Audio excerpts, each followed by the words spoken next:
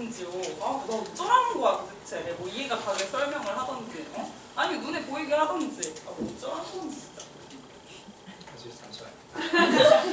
저 교회를 좀 다니셨는데 되게 믿음이 없으신 것 같아요. 간식 먹으러 갔어요. 간식 먹으러. 아, 그랬어요? 그럼 제가 잠시만 좀 하나님에 대해서 좀 설명 좀 해드려도 될까요? 그래요. 한번 해주세요.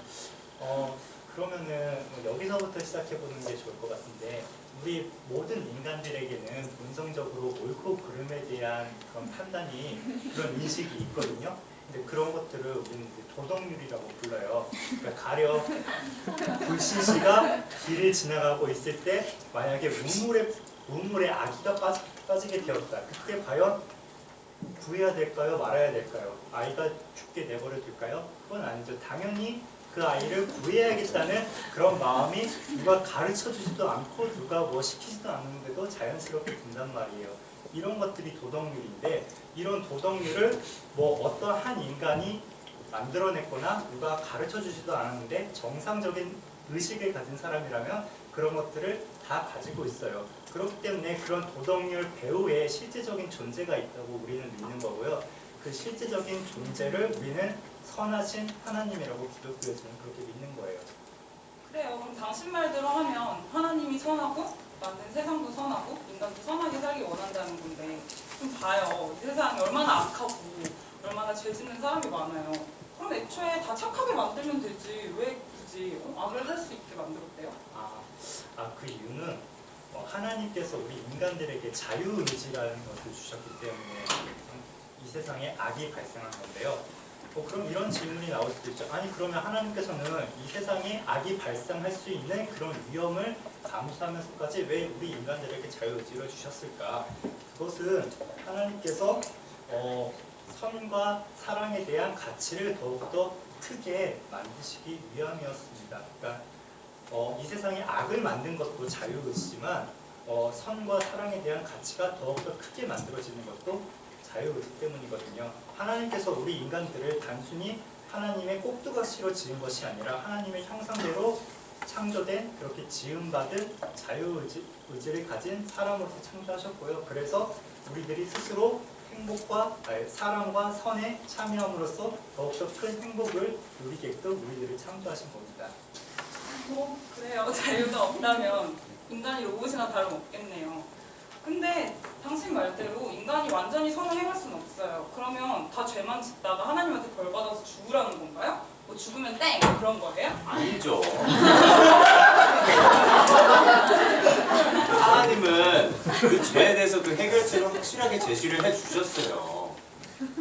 우리가 죄를 지음으로써 하나님한테 일종의 죄가 빚이라고 생각을 하시면 되거든요. 그 빚을 그러면은 갚기 위해서는 죄값을 저희가 치러야 돼요. 그래서 죄값을 치르기 위해서는 일종의 죽음이라고도 하는 그 회개를 통해서 하나님 내가 돌아갑니다 라는 표현을 해야 하는데, 아까 얘기했잖아요. 우리가 악하니까, 따지는 건 아니고 악하니까 우리가 스스로는 그걸 할 수 없단 말이에요. 그래서 이제 우리보다 우월한 하나님의 존재가 필요한 거죠. 그래서 하나님이시기에 우리보다 우월해서 우리를 도와주실 수도 있고, 그리고 또 동시에 사람이기 때문에 하나님이 경험할 수 없는 그 죽음을 또 경험을 통해서 우리 빚을 갚을 수 있는 예수님이 그래서 필요한 거예요. 예수님이 우리가 이렇게 아이가 글씨를 쓸 때, 배울 때 우리가 손을 잡아서 도와주잖아요. 그것처럼 우리 죄를 대신 갚아주시는 거죠. 예, 그게 대속이라고 하는 거고, 그걸 믿으면 이제 구원에 이르게 되는 거예요. 네, 그래서 예수님을 믿는다고 쳐요. 근데 당장 믿는다고 한다고 끝나는 게 아니라, 아니 죽기까지 얼마나 나이 많아요. 그 죽을 때까지 좀 세상 것들 누리고 좀 재밌게 살고 그러면 얼마나 좋아요. 교회 다니는 사람들은 이것도 안 돼, 저것도 안 돼. 세상 재미없게 어떻게 사나 몰라. 그것도 아니죠. 제가 이 세상에 돈 좀 가진 사람, 부자들, 이런 사람들을 제가 관찰을 수도 없이 해봤거든요. 그 사람들의 공통점은 이것저것 취미를 막 옮긴다는 거죠. 예. 그래서 처음에는 뭐 예를 들어 비싼 시계를 수집을 막 하다가 질리는 거지. 그래서 골프로 넘어가고, 골프로 넘어가다가 또 그거 질려서 승마 갔다가 승마 가서 또 딴 거 갔다가 결국에는 뭐 요트 가고 요트 갔다가 어떤 사람들은 비행기도 사더라고요. 근데 질리는 거죠. 그게 뭘 의미를 하냐? 이 세상에는 그 사람들을 우리를 충족시킬 만한 게 없다는 거예요. 그 말인즉슨 우리가 원하는 건 다른 세상에 있고 우리는 이 세상에 맞춰서 만들어진 것이 아니라 그 다른 세상에 맞춰서 만들어졌다는 거죠. 뭐 예를 들자면은 이제 우리가 이제 대학에 처음 들어가게 됐어요. 얼마나 흥분되고 기대되고 그래요. 대학 생활이. 그래서 이렇게 뭐 가방도 사고 옷도 사고 뭐 이것저것 막 준비도 하고 그러잖아요. 천국도 같은 거죠. 이 세상에서 천국 가기 위해서 그 큰 기대를 갖고 이것저것 준비를 하는 거예요. 그게 소망인 거라고요.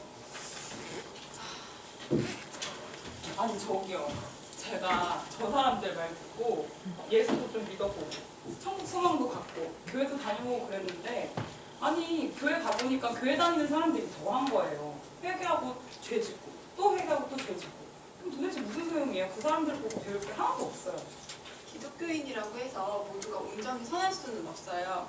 왜냐하면 우리는 인간이기 때문에 우리가 가지고 태어난 천성의 기질에 따라 살기 때문이에요. 하지만 우리가 이 천성의 기질을 하나님께 드리기로 그렇게 결정하면 그리스도께서는 우리를 새롭게 하신답니다. 사실 천성의 기질이 좋지 않은 사람일수록 더 빨리 자신의 한계를 깨닫기 때문에 더 빨리 하나님께 자신의 기질을 드리게 되고 그래서 더 빨리 그리스도인이 되는 거예요. 그래서 그리스도인들을 보았을 때 조금 부족한 사람들이 많아 보일 수도 있어요.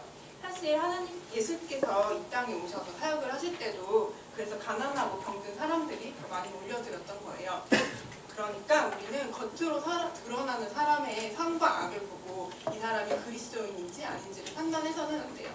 하나님께서 보시는 거는 우리가 자유의지로 우리의 천성을 드렸느냐 아니냐 그 여부를 보신답니다.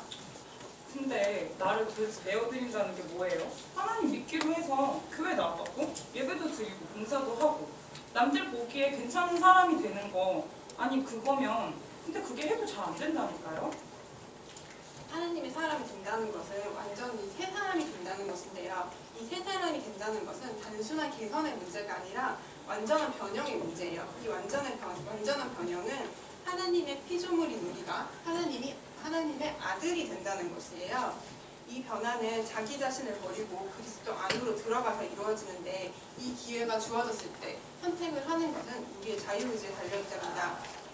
사람들은 자기 자신을 버리는 것을 굉장히 두려워해요. 하지만 소금이 음식의 맛을 가리는 것이 아니라 더욱더 음식을 맛있게 하는 것처럼 우리는 그리스도 안에 들어갔을 때 더욱더 우리 자신이 스스로가 될 수 있답니다. 잘 이해가 되지 않으시겠지만 사실 지금 우리들은 이 환경에 의해서 결정된 자아로 살고 있는 거예요. 하지만 그리스도 안에 들어갔을 때는 진정한 인격을 형성할 수가 있습니다. 어때요? 그리스도에게 성불실시를 내어드리고 진정한 자아와 생명을 얻어서 새 사람이 되어보지 않으시겠어요? 그리스도인이 된다는 거 너무 어렵네요. 그렇지만 저의 자신을 떼어버리고 저의 원래 이름을 가지고 열심히 예수님을 따르는 그리스도인이 되어보겠습니다.